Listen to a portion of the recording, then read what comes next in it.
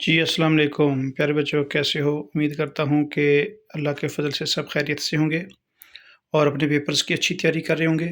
आज मैं आपके सामने एक इंस्ट्रूमेंट सेट लेके आने लगा हूँ जो कि कंप्लीट सेट है। इस सेट का नाम है total abdominal hysterectomy set.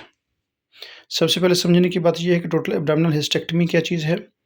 Total abdominal hysterectomy बच्चों एक ऐसा प्रोसीजर है जिसमें हम यूट्रस को किसी भी बीमारी की वजह से अगर वो इनलार्ज हो जाती है या उसको कैंसर हो जाती है, कैंसर की वजह से हमने उस यूट्रस को रिमूव करना है सर्जिकली, तो उसके हम उस रिमूव करने के हमारे पास 3 तरीके हैं। एक एब्डोमिनल हिस्टेक्टमी है टोटल में, और एक हमारे पास वेजाइनल हिस्टेक्टमी है, एक हमारे पास लैप्रोस्कोपिक हिस्टेक्टमी होती है।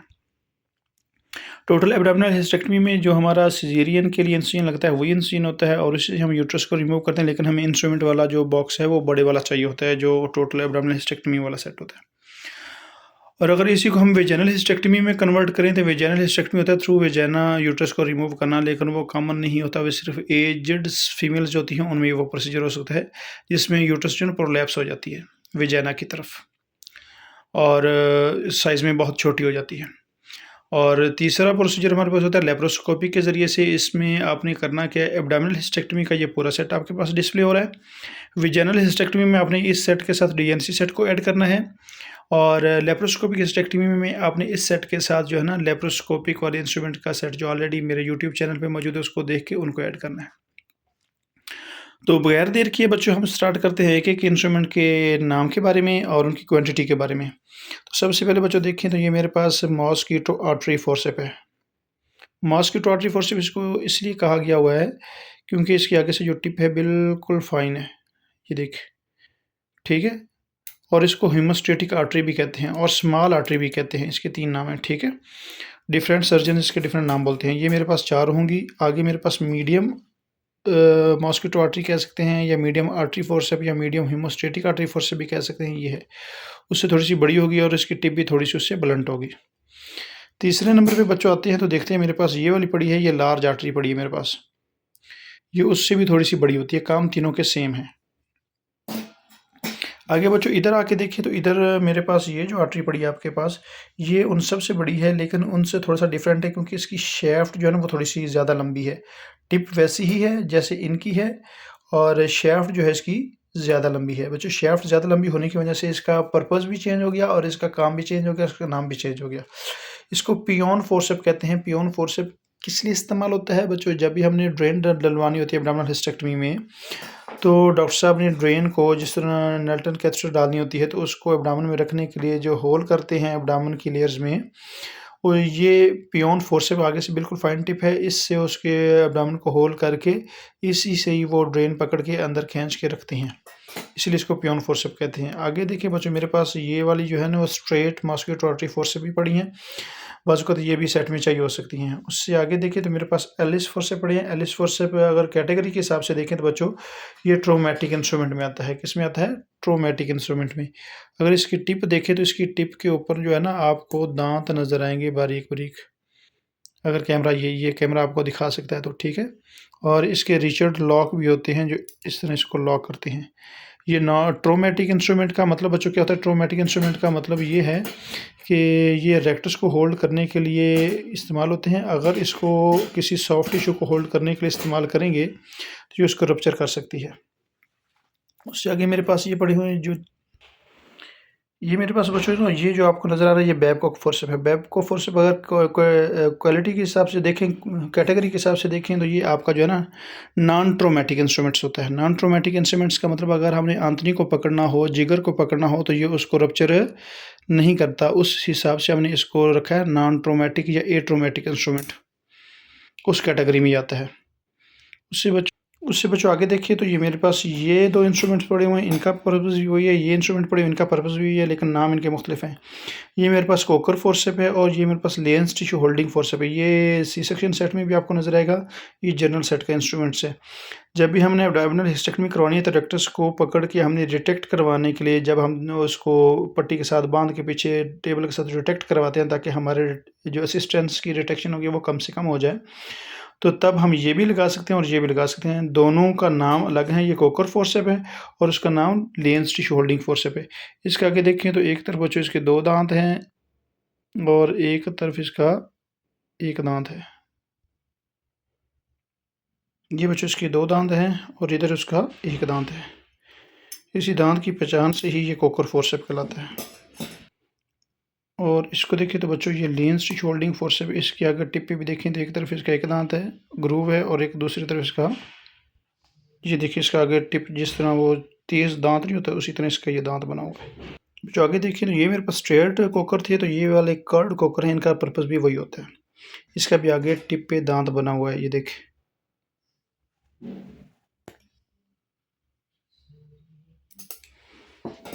उसके बाद बच्चों ये जो 2 इंस्ट्रूमेंट मेरे पास पड़े हैं, इनको राइट एंगल फोर्सेप भी कहते हैं और लही फोर्सेप भी कहते हैं। ये किसी भी वेन की डाइसेक्शन करके उसको धागा टाई करने के लिए या किसी भी नॉट लगाने के लिए इसको इस्तेमाल किया जाता है। इसका नाम होता है लही या राइट एंगल फोर्सेप, इसका नाम है। इससे तो बच्चों आप सारी वाकिफ़ हैं, ये स्पंज होल्डिंग फोर्सेप है। स्पंज होल्डिंग फोर्सेप जो होता है वो पेंट एंड ड्रेप में इनिशियल इस्तेमाल होता है कि जब मरीज़ को पेंट करना है तो इसके अंदर स्पंज पकड़ के गैली पॉट के अंदर जो है ना पायोडीन डाली होती है, पायोडीन से वो गाज पकड़ के पेशेंट के अब्डामन को पेंट करना होता है। ये बच्चों आगे हैं तो मेरे पास ये नीडल होल्डर पड़े हुए हैं। किसी भी नीडल, इसको नीडल ड्राइवर भी कहते हैं, ये किसी भी नीडल को पकड़ के और सुचरिंग के लिए इस्तेमाल होते हैं। इनको कहते हैं नीडल होल्डर। ये डिफरेंट साइज़ के मेरे पास होते हैं। आगे ये और ये देखें तो मेरे पास बच्चों ये हिस्टेक्टमी क्लैंप पड़े हुए हैं। ये बड़े वाले हिस्टेक्टमी क्लैंप है जबकि, और ये वाले छोटे हिस्टेक्टमी क्लैंप है मेरे पास। तो हिस्टेक्टमी क्लैंप बच्चों जो होते हैं कि जब यूट्रस की जो हमारे पास, जी बच्चों हिस्टेक्टमी क्लैंप की हम बात कर रहे थे। हिस्टेक्टमी क्लैंप जो हैं, जो यूट्रस को होल्डिंग वाले लिगामेंट्स होते हैं, जैसा कि राउंड लिगामेंट्स और ब्रॉड लिगामेंट्स होते हैं, उनको पकड़ के दोनों तरफ से हम क्लैंप करते हैं, बीच में से कट करके उनको धागा टाई करते हैं ताकि उसमें जो ब्लड की वेसल्स होती हैं वो उनका मुंह बंद हो जाए, ब्लीड ना करें। जिसके दोनों तरफ से राउंड बॉडी है, ये गैलीज रिटेक्टर कहलाते हैं। गैलीज रिटेक्टर होते हैं सुपरफिशियल या सबक्यूटेनियस टिश्यू को रिटेक्ट करने के लिए, वो दोनों तरफ से होते हैं। एक तरफ उसके ब्लेड थोड़े से बड़े होते हैं और एक तरफ से उसके ब्लेड थोड़े से छोटे होते हैं। ये गैलीज रिटेक्टर कहलाते हैं। उसके बाद आगे मेरे पास देखिए तो ये राइट एंगल रिटेक्टर भी कहलाते हैं। इसमें वैसे तो ऑल साइज़ होता है, मीडियम स्मॉल लार्ज भी होते हैं, लेकिन इसमें सिर्फ हमें यही चाहते हैं, कॉमनली यूज़ होते हैं, तो इसलिए हमने इनको यही रखा है। आगे अगर बच्चों देखें मेरे पास तो ये वाला जो है ये मॉरिसन्स डिटेक्टर है। इनसे थोड़ा सा बड़ा है और ब्रॉड है, ये देखें। ठीक है, अगर ब्रॉडली हमने किसी भी मसल या टिश्यू या डीब को डिटेक्ट करना है तो फिर हम मॉरिसन्स डिटेक्टर का इस्तेमाल करते हैं। आगे बच्चों देखिए तो ये वाले जो मेरे पास हैं ये डीवर डिटेक्टर हैं। इनकी मुख्तलिफ विड्थ होती है। ये देखें तो ये सिर्फ इतना सा है, इससे बड़े वाला ये है तो उससे थोड़ा सा और भी ज़्यादा ब्रॉड है। इससे बड़ा देखिए तो ये थोड़ा सा उससे और भी ब्रॉड है, और अगर ये देखें तो ये इसको थोड़ा सा और भी ब्रॉड है। ये डिफरेंट साइज़ होते हैं डीवर डिटेक्टर्स के। इधर है तो बच्चों ये मेरे पास टॉवल क्लिप पड़ा है। ये टॉवल क्लिप होते हैं कि जब हम पेशेंट्स को ऊपर शीट्स डालते हैं तो शीट्स को होल्ड रखने के लिए हमारे पास टॉवल इस्तेमाल होते हैं। आगे बच्चों देखें तो आगे मेरे पास ये दोनों डिबैकीज फोर्सेप हैं। डिबैकीज फोर्सेप में दूसरे फोर्सेप की निस्बत में आपको दिखाता हूँ। तो इसके आगे देखिए ये नॉन ट्रोमेटिक होती है। आगे देखिए इसके सरेशन जो है ना वो बड़े डेलिकेटेड होते हैं। ये वाले ये टिश्यू को डैमेज नहीं होने देती वेसल्स, ब्लड वेसल को पकड़ने के लिए, इसलिए इनको डिबैकी टिश्यू होल्डिंग फोर्सेप कहा गया। ये दोनों मेरे पास ये हैं। आगे देखिए तो ये मेरे पास प्लेन फोर्सेप है। इसकी सरेशन देखें तो बिल्कुल चेंज है उससे। ये ट्रोमेटिक है जबकि डिबैकी जो है नॉन ट्रोमेटिक फोर्सेप है। ये लंबे भी हैं मेरे पास, छोटे भी हैं। और आगे देखिए तो मेरे पास टूथ फोर्सेप पड़ा है। टूथ फोर्सेप किसी भी स्किन के या टफ टिश्यू को होल्ड करने के लिए इस्तेमाल होता है। इसकी भी एक तरफ 1 दांत होता है जबकि दूसरी तरफ 2 दांत होते हैं। सबसे जो इम्पोर्टेंट इसमें है वो ये वाला है। मेरे पास 2 डिफरेंट साइज़ के पड़े थे। ये मायोमेक्टमी सेक्रियो या हिस्टेक्टमी सेक्रियो इनको कहते हैं। ठीक है, और ये यूट्रस को इस तरह उसके अंदर लगा के उसको होल्ड करके ऊपर रिटेक्ट करके ताकि निचले वाले उसके लिगामेंट जो हैं उनको आसानी से टाई किया जा सके। ये बच्चों मेरे पास फुल सेक्शन है, इसका नाम फुल सेक्शन है। ये बच्चों एब्डोमेन से के टिश्यू को खींचे, ना सिर्फ फ्लूइड या सेक्रेशन या ब्लड जो है सिर्फ उसको खींचा जाए, टिश्यू इसमें ना कि फंसे, इसलिए मल्टी इसमें होल्स होते हैं। और ये एब्डोमेन को क्लीन रखने के लिए ताकि विजन अच्छी रहे और एब्डोमेन के अंदर जितनी भी ब्लड है सेक्रेशन है उनको निकाला जा सके। इससे तो बच्चों आप ऑलरेडी वाकिफ़ हैं। ये होती है यंकर सक्शन टिप होती है हमारे पास। ये जब हमारे पास ब्रॉडली अगर ब्लड या सेक्रेशंस है या टिश्यू है तो उसको सक्शन करने के लिए जब अगर हमने वॉश किया तो फिर भी हम इसका इस्तेमाल कर सकते हैं। इसका है यंकर सक्शन टिप। उसके पास बच्चों मेरे पास 2 गैलीपॉट पड़े थे। एक में इनिशियली मैंने पायोडीन ली थी पेंट करवाने के लिए, दूसरे में मैंने थोड़ी सी सलाइन डाल के रखनी है ताकि वॉशिंग के लिए भी इस्तेमाल हो सके जब डॉक्टर साहब चाहें, और इसमें अगर लास्ट में नीडलें मैंने काउंट करनी है तो मैंने इसमें थोड़ा सा पॉइंट डाल के नीडलें शार्प जो होगा मैं इसके अंदर कलेक्ट करता रहूँगा, ताकि नीडल मेरी कोई गुम ना हो। फाइनली काउंटिंग जो है ना वो इम्पोर्टेंट होती है और वो मैं कंप्लीट कर सकूँ। उसके बाद बच्चों इधर देखें तो डिफरेंट साइज़ की हमारे पास डाइसेक्टिंग सीज़र भी कहते हैं, डॉक्टर सीज़र भी इन दोनों को कहते हैं। ये लंबी भी है और छोटी भी है। और टिश्यू कटिंग सीज़र भी इसका नाम है। ये इसका नाम है कर्व्ड मायो सीज़र होती है। ये थ्रेड काटने के लिए इस्तेमाल होती है। ये लॉन्ग डाइसेक्टिंग सीज़र है स्ट्रेट वाली, इसको भी डाइसेक्शन के लिए इस्तेमाल किया जाता है। ये हमारे पास जो है ये मायो स्ट्रेट सीज़र है, ये भी थ्रेड काटने के लिए इस्तेमाल होती है मेरे पास। उससे आगे देखें तो मेरे पास किडनी ट्रे 2 होती हैं। एक बच्चों किडनी ट्रे जो थी हमारे पास इस्तेमाल होती है शार्प को अलग-अलग रखने के लिए। मिसाल के तौर पर अगर मैंने डॉक्टर साहब को कोई भी ब्लेड या कोई भी ऐसी चीज़ देनी है तो मैं वैसे उनके हाथ में हैंड नहीं करूँगा, मैंने इसके साथ ब्लेड होल्डर के साथ ब्लेड लगा के तो डॉक्टर साहब के करीब इस तरह करूँगा।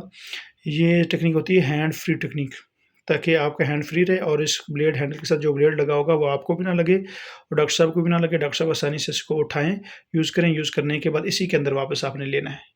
सबसे लास्ट में बच्चों देखें ना मेरे पास ये 3 वीपी हैंडल हैं। सबसे ऊपर ये वाला पड़ा है वीपी हैंडल जिसको मैंने उँगली से उठाया हुआ है, ये मेरे पास 4 नंबर का है। इसके साथ जो आपके ब्लेड लगेंगे वो 20 से ऊपर 26 तक 25 तक ब्लेड लगेंगे। जो बीच में पड़ा हुआ है ये 3 नंबर का है, इसके साथ आपके 10 से लेकर 15 तक जितने भी ब्लेड हैं वो लगेंगे। और जो लास्ट में पड़ा है जो स्लिम सा है वो 7 नंबर का वीपी हैंडल है। 7 और 3 सेम होते हैं आगे टिप के लिहाज से। इसके साथ भी 10, 11, 12, 15 तक के ब्लेड लगेंगे। जी बच्चों, अब इस इन इंस्ट्रूमेंट्स के बारे में अगर किसी भी बच्चे को कोई कन्फ्यूजन हो तो वो कमेंट करके ना हमसे पूछ सकते हैं। कोई भी सवाल हो आप लोगों का, कोई भी क्वेरीज हो तो हम इंशाल्लाह उनको उनका आंसर देंगे। और जिन बच्चों ने मेरा यूट्यूब चैनल सब्सक्राइब नहीं किया, लाइक नहीं किया, या उनके दोस्तों को भी इस तरह की इन्फॉर्मेशन चाहिए तो ज़रूर इंशाल्लाह शेयर करें। और इंशाल्लाह जो भी सवाल होगा जिस तरह का भी होगा हम इंशाल्लाह आपके सवालों का जवाब देंगे। Thank you so much.